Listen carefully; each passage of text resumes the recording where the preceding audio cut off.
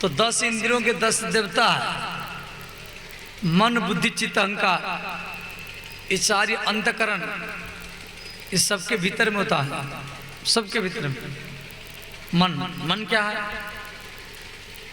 कथा में जाऊं न जाऊं, कथा 25 तारीख तक है, नहीं आज नहीं जाऊंगा, कल जाऊंगा, ये मन का काम है।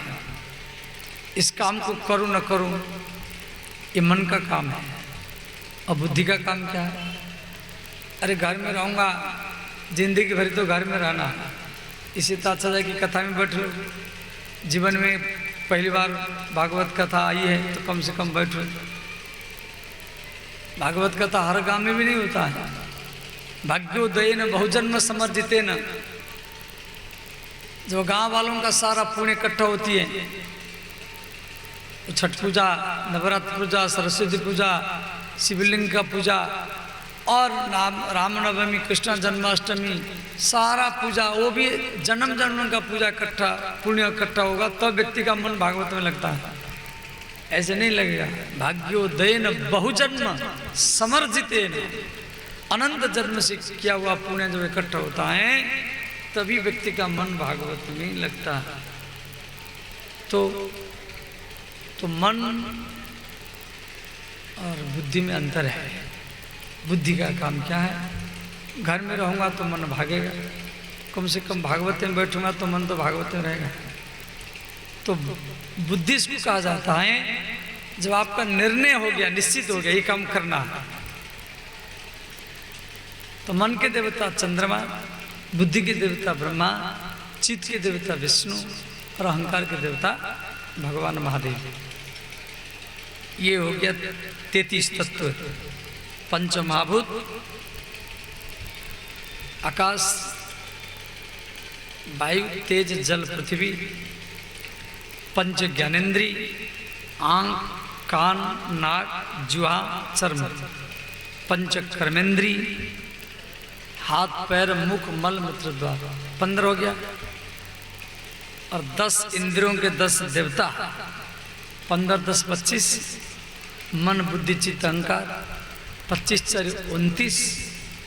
मन के देवता चंद्रमा, बुद्धि के देवता ब्रह्मा, चित्त के देवता विष्णु, अहंकार के देवता शिव। तो 29 4 33।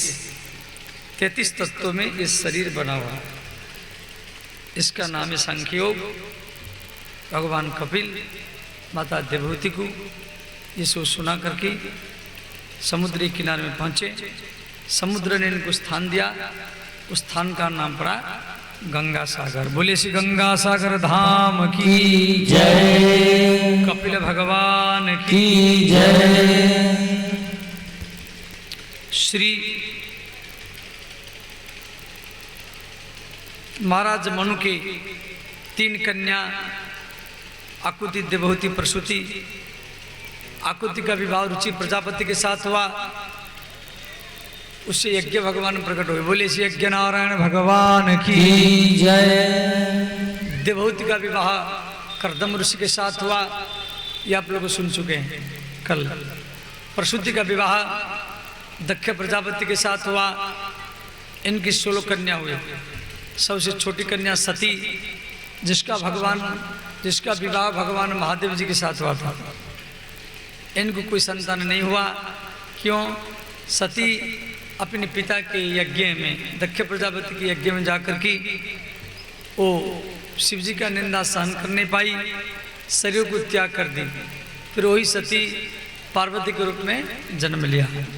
भगवान शिव जी को पति के रूप में पाने के लिए कठोर तपस्या किया। ये कथा शिव पुराण का है। शिव पुराण में सती खंड, पार्वती खंड, कुमार खंड, गणेश खंड सब दिया गया विस्तार में, परंतु भागवत में थोड़ा संक्षेप में है, इसलिए हम थोड़ा सा चर्चा कर रहे हैं। और अंत में वह पार्वती को परीक्षा करने के लिए सप्त ऋषि आए। बोले देवी, भगवान शिव जी से भगवान विष्णु सुंदर है, ब्रह्मा सुंदर है। पार्वती ने कहा नहीं नहीं, मुझे तो शिव चाहिए, वो कैसा भी हो।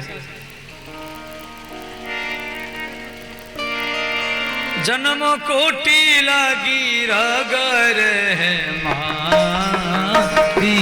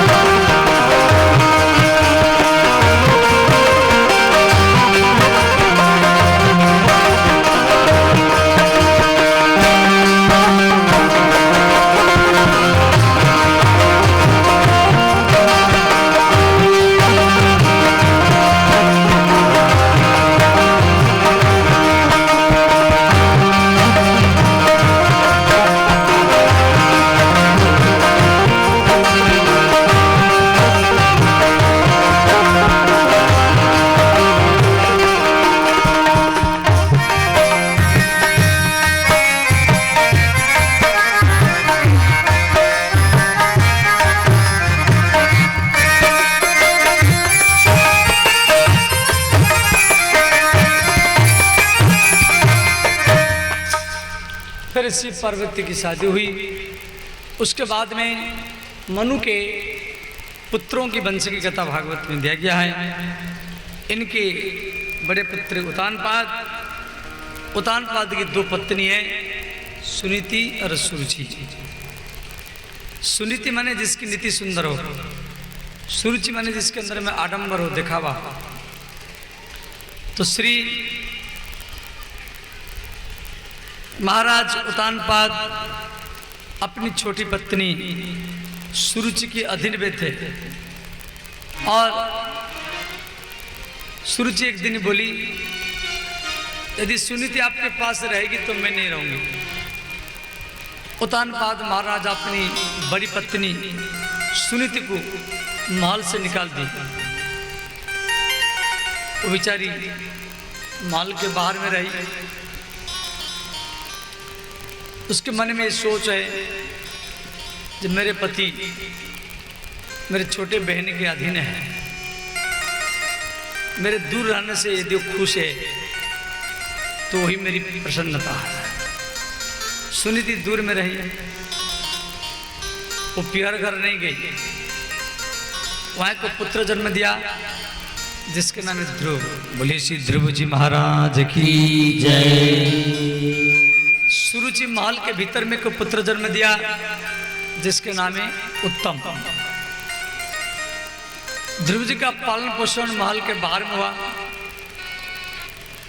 और उत्तम का पालन पोषण महल के भीतर में हुआ। ध्रुव जी धीरे धीरे 2-3 साल के हो गए।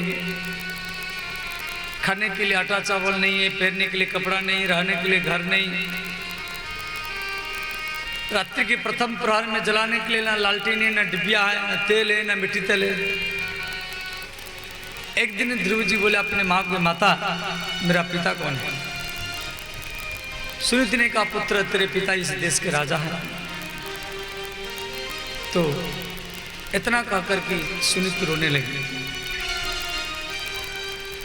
अब सुनीति मैंने विचार की आखिर में मुझे महाराज महल से निकाल दिए, ये तो महाराज का पुत्र है, इसको अवश्य गोदी में बैठाएंगे, प्रेम करेंगे। तो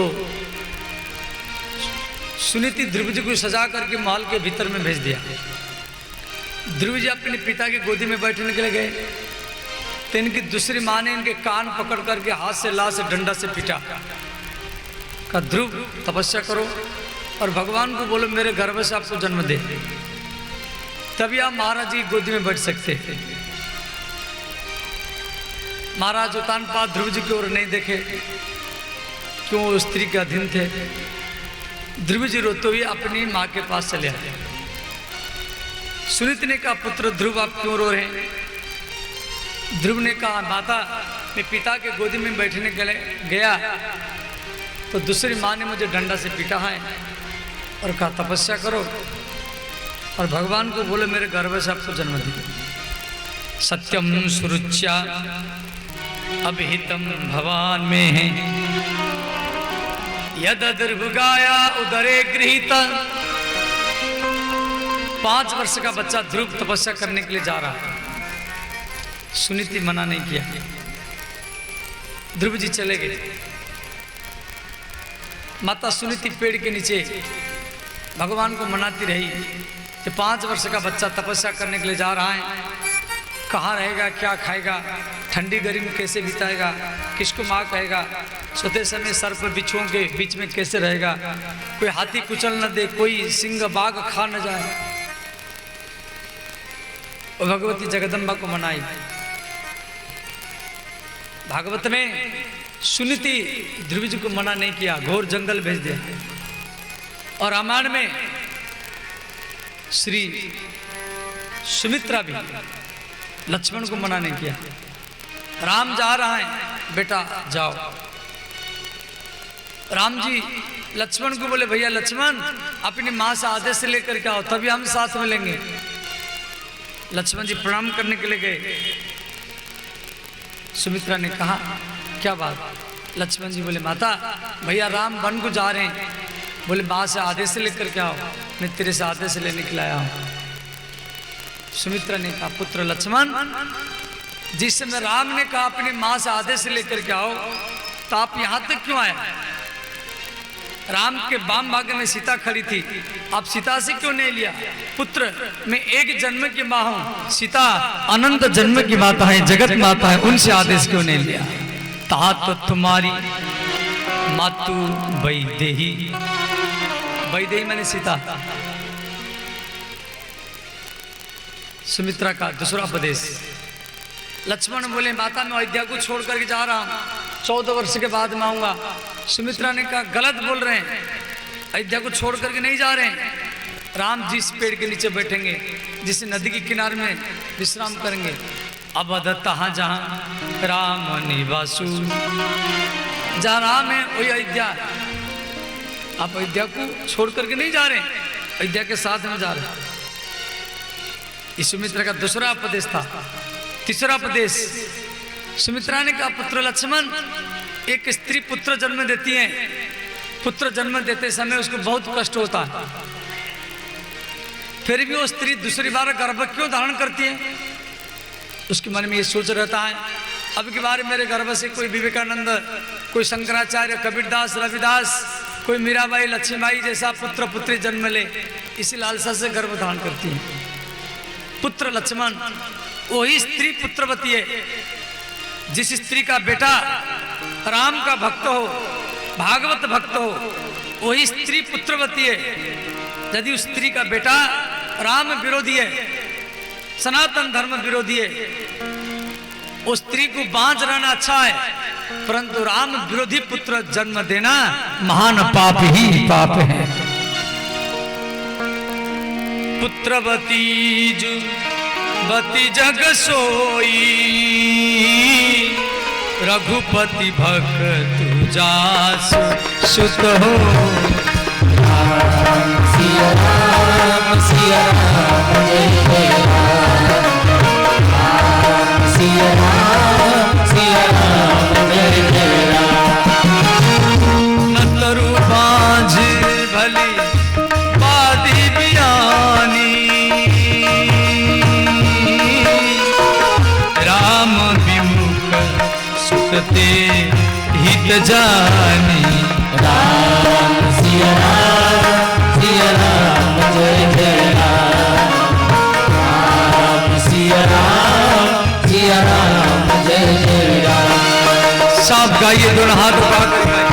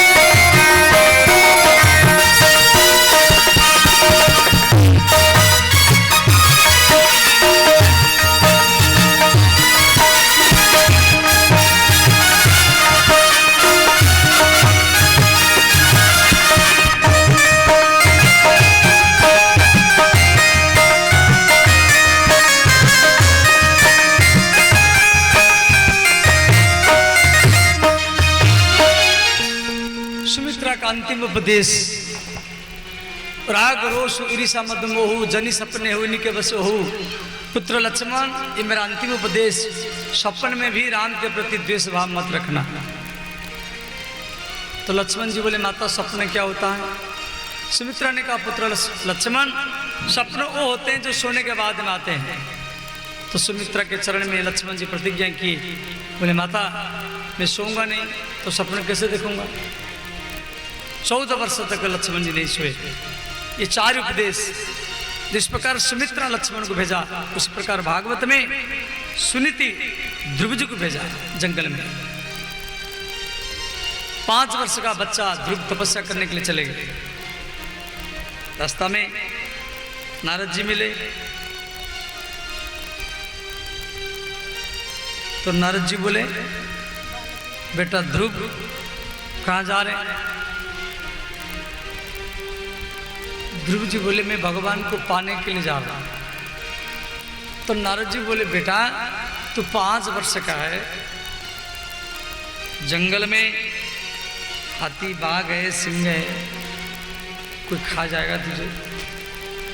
सिंह बाघ खा जाएंगे, राक्षस निगल जाएंगे, हाथी कुचल जाएगा। सोने के लिए ना गद्दा है ना बिस्तर है, खाने के लिए ना रोटी है ना चावल है, ठंडी है गर्मी है वर्षा है। अब बड़े होंगे तो तपस्या करने के लिए आना। ध्रुव जी बोले, नहीं नहीं, अदृढ़ चाहतम ज्ञानम अवैष्णवो हतो देश। वही ज्ञान ठहरता है जिसमें दृढ़ता हो। ध्रुव जी बोले, नहीं नहीं, मैं जब तक भगवान को प्राप्त नहीं करूंगा तब तक वापस नहीं जाऊंगा। तो नारद जी ध्रुव जी के भाव को सुन करके प्रसन्न हो गए। ध्रुव जी को गोदी में बैठाया, ध्रुव जी के कान में ओम नमो भगवते वासुदेवाय, ये 12 अक्षर का मंत्र दिए। गुरु मंत्र देता है। मंत्र माने मननात् त्रायते तीसा मंत्र, जिसको मनन करने से आपका रक्षा करे। और विधि, नारद जी विधि भी बता दिए। ये मंत्र का जाप करना है, भगवान के श्री अंग का ध्यान करना है, चरण से लेकर के मस्तक तक, सुंदर चरण, घुटना, नाभि कमल, वक्षस्थल, सुंदर मुखारबिंद, घुंघरारी केश, पीला वस्त्र, शंख चक्र गदा पद्म, मुकुट, कुंडल, सुंदर मुस्कान, इस प्रकार एक एक अंग का ध्यान करना है। और कहाँ? तत्तात गच्छं भद्रं ते यमुनास्तटं शुचिः। आप श्रीधाम वृंदावन मथुरा जाओ, यमुना के किनारे में तपस्या करो। तो ध्रुव जी यमुना के किनारे में पहुंचे तो ध्रुव जी को 6 महीना में भगवान मिले। वो 6 महीना कैसे बिताए वो भी भागवत में दिया गया। प्रथम महीना में त्रिरात्रांते कपिथ बदरासन। पहला महीना में 3 दिन में बेर खा करके रहे। दूसरा महीना में बेर खाना छोड़ दिए। 6 महीने में घास और पत्ता खा करके रहे। तीसरा महीना में घास पत्ता खाना छोड़ दिए। 9 दिन में जल पी करके रहे। चौथा महीना में 12 दिन में एक बार सांस ली। 5वां महीना में एक पैर में खड़े हो गए। और 6वां महीने में भगवान आ गए। भगवान वैकुंठ से पृथ्वी पर आ रहे हैं। देवता लोग को पूछे कहाँ जा रहे हैं? भगवान बोले मैं ध्रुव जी का दर्शन करने के लिए जा रहा हूँ। दर्शन देने के लिए नहीं, दर्शन करने के लिए जा रहा हूँ। 5 वर्ष 6 महीने का बच्चा मथुरा में तपस्या कर रहा है। मधुर वनम भृत्य दृक्षागतः। भगवान ध्रुव जी के सामने प्रकट हुए। और ध्रुव जी तो आंख बंद करके ओम नमो भगवते वासुदेव मंत्र जाप कर रहे हैं। भगवान चरण से लेकर के मस्तक तक एक एक अंग का ध्यान देखे। अंतिम में भगवान सोचे ये आंख खोल नहीं रहा, अब क्या किया जाए? भगवान ने क्या किए? अपनी योग माया के द्वारा ध्रुव जी के हृदय में जो भगवान का मूर्ति था, श्री ध्रुव जी के हृदय में जो भगवान का मूर्ति था, भगवान योग माया के द्वारा इसको गायब कर दिए, अंतर ध्यान कर दिया। और ध्रुव जी घबरा गए। भाई मेरे भीतर में देखो, भगवान का दर्शन भी 3 प्रकार का होता है। प्रत्यक्ष दर्शन, अनुभव दर्शन, शाश्वत दर्शन। भगवान सामने खड़े हैं, परंतु ध्रुव जी आंख खोल नहीं रहे। क्यों? ध्रुव जी आंख बंद करके वो अनुभव में, ध्यान में दर्शन कर रहे हैं। तो प्रत्यक्ष दर्शन मैंने आमने सामने, और अनुभव दर्शन, इसलिए ध्रुव जी आंख खोल नहीं रहे। और शाश्वत दर्शन मैंने सब में भगवान को देखना। तो भगवान ने योग माया के द्वारा ध्रुव जी के भीतर में जो भगवान थे उसको गायब कर दिया। ध्रुव जी घबरा करके आंख खोले तो भगवान सामने खड़े। बोले श्री भक्त वत्सल भगवान की जय। ध्रुव जी प्रणाम किए, भगवान गोदी में उठाए, अपनी गोदी में लिए। ध्रुव जी भगवान की गोदी में, फिर भी बार बार आंख बंद कर रहे हैं। क्यों? ध्रुव जी आंख बंद करके भीतर का भगवान और आंख खोल करके बाहर का भगवान दोनों को मिला रहे हैं। ये मेरे भीतर में जो भगवान था ये वही है या कोई दूसरा?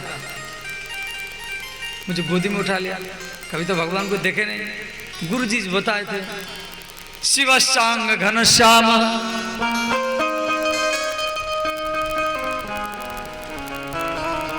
शिवशांग घनश्याम पुरुषं वनमालिनं शंख चक्रं गदा पद्मं अभिविक्तं चतुर्भुजं। गुरु जी पहले बताए थे भगवान के 4 हाथ, शंख चक्र गदा पद्म में, भगवान के छाती में चरण चिन्ह। ध्रुव जी भगवान के छाती को देखे, ब्रह्मण का चरण चिन्ह है, भृगु ऋषि का। पूरा भृगु जी को कॉन्फिडेंस हो गया, नहीं नहीं यही भगवान है। ध्रुव जी फिर दूसरी बार प्रणाम किए। भगवान को कुछ बोलना चाहते थे तो ध्रुव जी 5 साल 6 महीने के छोटा बच्चा, स्तुति करना आता नहीं। अब ध्रुव जी सोच रहे क्या बोलो। भगवान समझ गए ये कुछ बोलना चाहता है परंतु बोल नहीं पा रहा है। भगवान क्या किया, अपने शंख को ध्रुव जी की कपोल में स्पर्श कराया। श्री ध्रुवोवाच स्वंत परिश्रमवाच मिमां प्रसुत्तां संजीवयन्त अखिल शक्तिधर सधम्नः अन्यस्सहस्रचरणं श्रवणं त्वगादिन् प्राणो नमः भगवते पुरुषाय तुभ्यं। इस प्रकार ध्रुव जी 40 श्लोक में स्तुति किए। भगवान बोले ध्रुव आप घर जाओ, आपके लिए मैं एक ध्रुव लोक बनाया। आप 36,000 वर्ष तक पृथ्वी का पालन करना, उसके बाद में ध्रुव लोक आ जाना। ध्रुव जी भगवान को प्राप्त करके घर के ओर आए। इनके पिता उत्तानपाद महाराज जी रो रहे थे। नारद जी समझाए जो आज आपके पुत्र ध्रुव आने वाले हैं, उनके स्वागत की तैयारी करो। उत्तानपाद महाराज रथ में ध्रुव जी की माँ सुनीति और उनको बैठाए। सुनीति पर सूर्य जी को बैठाई। दोनों पत्नियों को लेकर के ध्रुव जी का स्वागत करने के लिए महल के बाहर में आए। ध्रुव जी देखे जो मेरे पिता मेरे माता को और मेरे दूसरी माता को लेकर के आए मेरे स्वागत करने के लिए।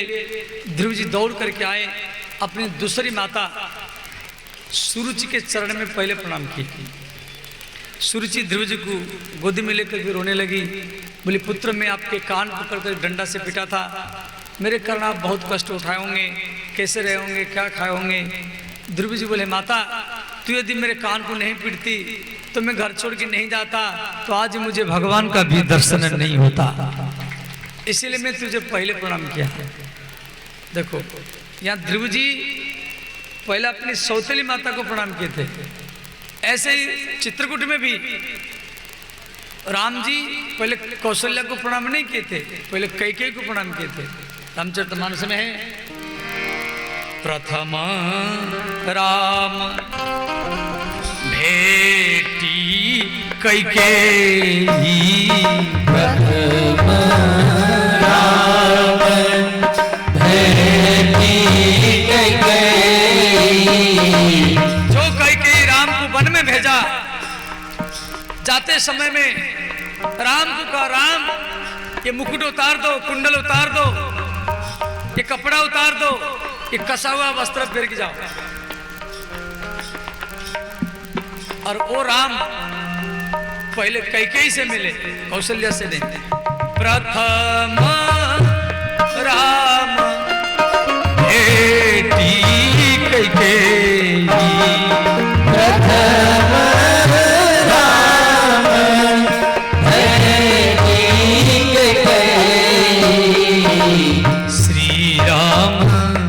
जय राम जय जय राम श्री राम जय राम जय जय राम श्री राम जय जय राम श्री राम जय राम जय जय राम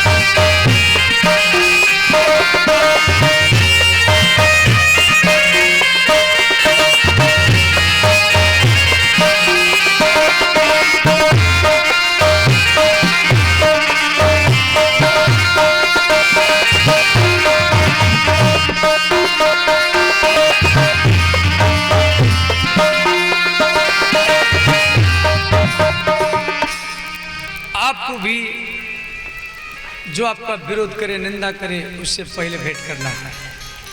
भगवान को पाने के बाद में कोई विरोधी, कोई प्रेमी ऐसा भाव नहीं रहता, सब में समान भाव आ जाता है।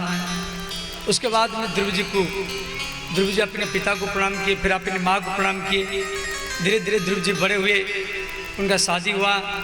महाराज उत्तानपाद ध्रुव जी को राजगद्य में बैठा करके तपस्या करने के लिए चले गए। ध्रुव जी 36,000 वर्ष तक पृथ्वी का पालन किए और अंतिम में ऋषिकेश के पास गंगा के किनारे में जाके तपस्या किए और गंगा माता इनको दर्शन दी। उसके बाद में वैकुंठ से एक विमान आया, उसी विमान में ध्रुव जी बैठने के लिए जा रहे हैं तो उस समय एक काला पुरुष दिखाई दिया। ध्रुव जी काला पुरुष को बोले, भैया आप कौन है? वो काला व्यक्ति ने कहा, मैं काल हूँ, मृत्यु हूँ। ध्रुव जी बोले, क्या आप मुझे मारने के लिए आए हैं?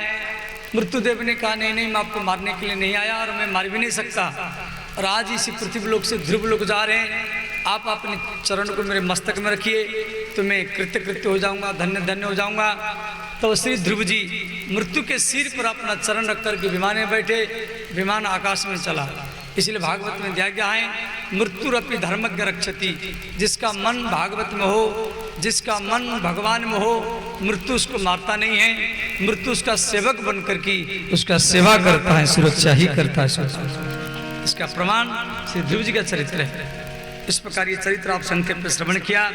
आगे चल करके ध्रुव जी के वंश में श्री महाराज अंग हुए, इनकी पत्नी सुनीता, इनके पुत्र हुए बेन को ऋषि लोग को मार दिए और इनके शरीर के मंथन से पृथ्वी भगवान का अवतार हुआ। बोले श्री पृथ्वी भगवान की जय। अब हम लोग राम जन्म कृष्ण जन्म की ओर जा रहे हैं, ध्यान दे करके सुने। राम जन्म की कथा भागवत में